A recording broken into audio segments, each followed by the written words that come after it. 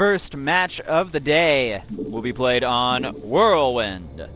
Spawning up in the top right-hand position as the yellow Zerg from CJ Entis, seeing if he can get a lot of points early on in the game. His name is Hydra. His opponent, this is one of his best matchup and gonna try to get an easy kill for his team.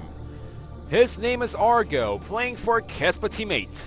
I don't know if he's going to be able to get an easy kill against Hydra here, considering his record against Protoss players. We can certainly hope for the best for him. Interestingly enough, we're already seeing a pylon in the main base of Argo here. Looks like he's either going to go for a gateway expand or an in-base forge expand. In-base forge is still possible in this matchup, especially on a map like Whirlwind, where the Zerg players really love to go for the 15 hatch. But we've been seeing a lot more in-base gateway plays, starting off with the gateway and then going for an expansion, so only time will tell what Argo is going to go for. And another thing to point out about Whirlwind, recently we've seen Protoss players kind of adapt to the map a bit. Against Zerg players, they've been going for the Sky Toss unit composition a lot earlier in the game, getting a lot of Void Rays out, and then switching into Colossus and adding in more of a ground-based army from getting the early Sky Toss. Yeah, the players like that are really map dependent, and a map like Whirlwind, it works out well, especially against yesterday's match against the Roro from Bisu. It worked out perfectly because of the build order and the positioning between the two players. Early harassment with the Void Rays were possible by Bisu, but on cross positions, it's a little bit harder. Yeah, cross positions, a little bit harder to do the harassment, but a little bit easier, I guess you could say, to take your third base because it's farther away from the Zerg player. And the third base was certainly a factor in making that build work. It was taken very early on in the game, actually. Yes, but we have a core as well in the main base of Argo here, so he is going to delay his expansion by a pretty significant amount of time here compared to the norm if you go for a standard forge expand. Yeah, well, it's a gateway expand, so yes, the expansion is delayed, but you do get a fast attack out of it. So that's the trade that you get for going for this build. So let's see how Argo is going to follow up. Is he going to do the standard, the expansion into 4 gateway with Phoenixes, or is he going to try to do something else? Yeah, we'll have to wait and see here. He's getting a lot of gas here. There he goes, getting that Nexus down, but still starting his Warp Gate research just as the Nexus go down. We can almost expect some type of pressure and harassment from Argo in the earlier stages.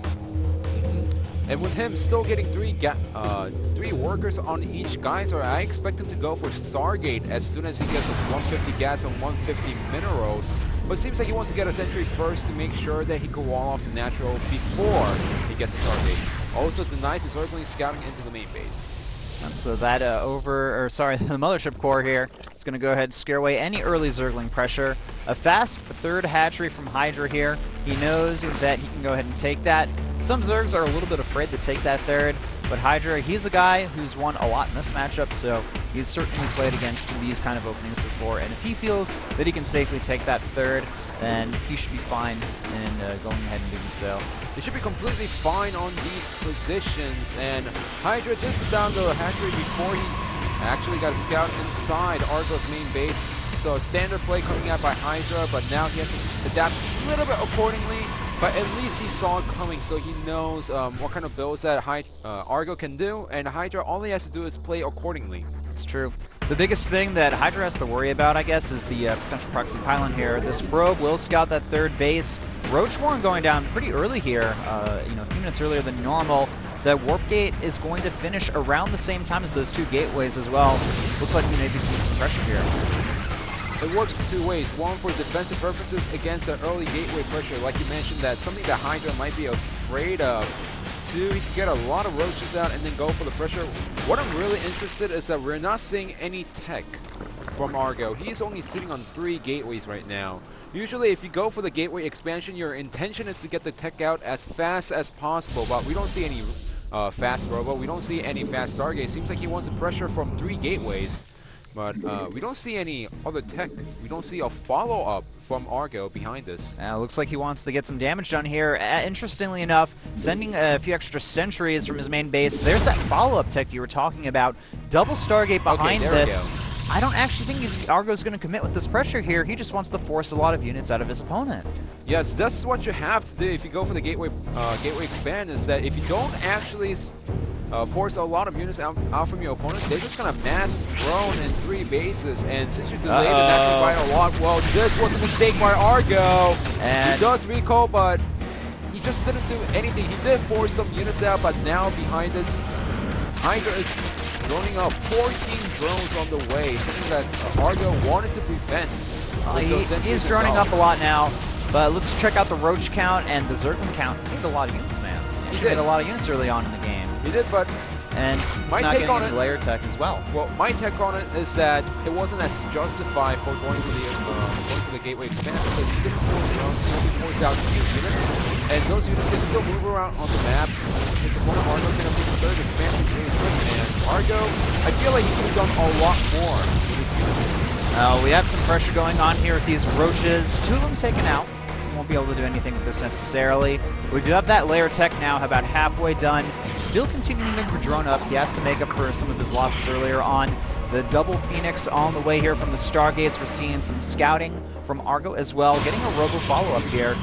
And I'm still curious to see if after the Phoenixes we will see some type of Void Ray play. This is so funny. I can't believe Argo is using this against Hydra, whose teammate is also Bong, who's the first person to use this build in Pro League. Basically, they go for the 2 Stargates inside the main base, and they just massive Phoenixes hiding it until the very last second. And the Zerg player doesn't have any score crawlers at the natural, the main, or the 3rd base to defend against the Phoenix, and the Phoenixes are always bound to do some damage. That's true. They're going to be actually, they're spotted now. There's only 4 of them, but they will be able to snipe off one of those queens at the base. Immediately, 6 spine crawlers go down for Hydra here. This queen will go down, and a few drones behind this. We should be able to see a good amount of damage done from Argo here. This also prevents any type of mutotech switch from ever happening, at least early the mid-game from Hydra.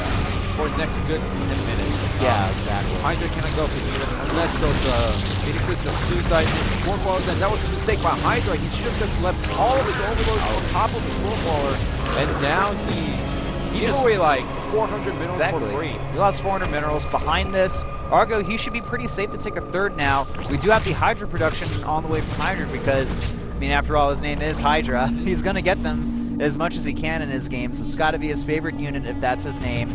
This Overseer, though, will do a lot of great scouting here, sees the Robotics Bay, knows that it's not a complete sky toss transition like we've seen a lot on this map. Zergling's moving over. They're going to confirm this 3rd base is here, but they can't do any damage.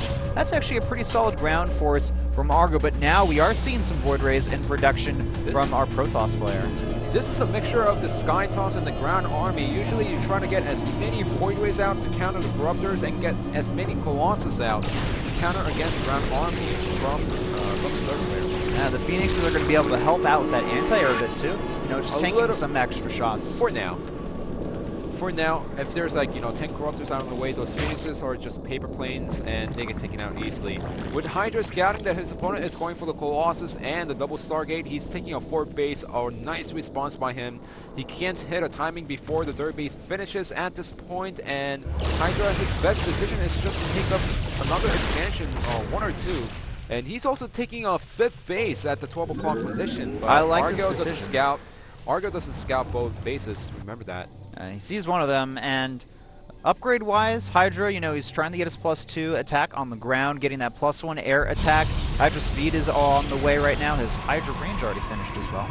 So we're going to be seeing more units come out from him. Probably a lot of Hydras, some Roaches, maybe some Zerglings, Corruptors. Really, Zerg and Heart of the Swarm against Protoss have been mixing up their compositions a lot more than in Wings of Liberty. Yeah, well, Hydra still needs to be careful because that's a really strong composition. Yes, the Hydras are great against the Void Rays, but the power of the Protoss army when it comes to PvC is the composition. Get up to 4 or 5 Colossus and get about 10 Void Rays. What are you going to do against the army if you don't have Vipers, if you don't have Wanderers? Exactly. Nice pick off here from Argo. He's going to go ahead and try to snipe off a few units. He's got his main defended as well. Continuing that Void Ray and Colossus production. On 3 bases, you can easily get 2 Void Rays and a Colossus at once. That is perfectly alright to do, and it's going to make your army composition very strong. Hydra's doing a really nice job getting all this economy up and getting the army up, but I feel like he's giving his opponent a little too much time, and he needs to make sure that, yes, while getting the economy is good for him in the long run, he needs to make sure that his opponent Argo does not get the ideal composition that he's going for right now. That's going to be a lot of Void Rays, a lot of Colossus, and when it comes to head-to-head fight, those 20 Zerglings that he's making right now aren't going to do anything. The Hydras on the ground are going to melt. The 10 Corruptors that he has right now, Void Rays can take him out easily. That's true. I would actually like to see a faster Hive from our Zerg player here. You know, use those Vipers to just start picking away at the army. Yes. We saw Roro do that very effectively against Flying, I believe it was, in the WCS. What he really needs to do is, okay, there we go, Infestation Pin is going down. He needs massive drones and start getting Spore Crawler around the 3rd base / the 4th base, so that when the Protoss player wants to engage into the area, all you do is pull the Vipers, pull those Void Rays next to the Spore Crawlers, take them out one by one, and then engage the main army. Like, he is doing a nice job scouting the main army composition of Argo, using the Changeling inside the main army of Argo. Interestingly enough, it looks like Argo may actually max out before the Zerg player. Don't see that too often. Yeah, well, this is the power of the Bongs build that we saw against Roro on Naro Station. The power of this build is you max out a little bit quicker than your opponent, where the Zerg player gets tons of economy, but they do not know what to max out on. And the Protoss player just pushes out with tons of charge lots, few Colossus, and few Void Rays. We have this Templar tech now on the way. Charge about halfway done. Looks like Argo's gearing up to take a 4th base here. We're seeing some good upgrades, though, from Hydra here. He's finishing up that +1 carapace, getting that +2 attack. A 2nd Spire going up. He may try to go into Broodlords at some point, but that wouldn't really make too much sense due to all the Void Rays on the map. Well, for now, double upgrades. I think that's not a bad decision by Hydra, because now he needs to make sure the Corruptors do not melt right away when he fights those Void Rays. Yeah. Argo, he's maxed out right now, so he could do 2 things right now. 1, max out on a better army, or 2, start pushing out on the map. Well, looks like he wants to do the 2nd option there. Argo is pushing across the map here with a very strong force. There is no AoE in this Zerg army to deal with what Argo has. We may just see Hydra roll over and die right now. I don't want to say it right now, but the Corruptors cannot fight the Void Ray army. The Charge Loss is doing a lot of coverage on the ground, which means that Colossus is getting a free shot on the Zerg army. Look at this, though. 21 Mutas are now out in this army composition. Looks like that's what Hydra wanted to get here to counter the Void Ray numbers. The Void Rays, they're great against the Corruptors, but against the Mutas, they don't do a lot of damage. There isn't any AoE in this Protoss army to deal with the Mutas. They're going to fall. No AoE, no Phoenix in this main composition to support the Void Rays, and doing a nice job taking out all those units. Now, Argo's doing a nice job killing these drones at the 3rd base, but he lost the main army composition. He's even losing this Colossus for free, and now Hydra is in much better position than he was in 5 minutes ago. Those Mutas took out all the Void Rays, and it's going to take about 10 more minutes for Argo to get those units out. Now, lacking those Archons there, he has a few out right now, but he needs the Archons, the Storm, the Phoenix numbers as well. He needs to put up a 3rd Stargate, I feel, or really just commit heavily to an anti-air based composition. But I think at this point, it may be a little bit too late for Argo. That's a lot of Mutas. 34 already out, and with the 8 Corruptor support, how do you fight against that, the Protoss? You simply can't. They have 2-0 upgrades with +1 armor just finishing up.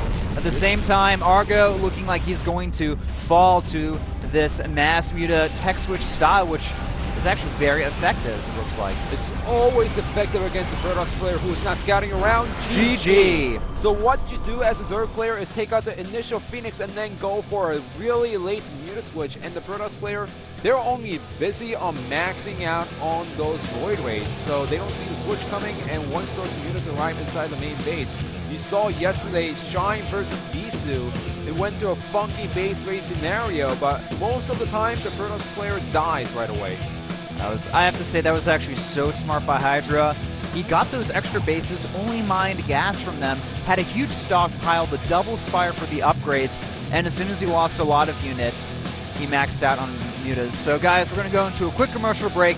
When we get back, the 2nd set between CJ Entus and Kespa Team 8, CJ and Hydra leading 1-0.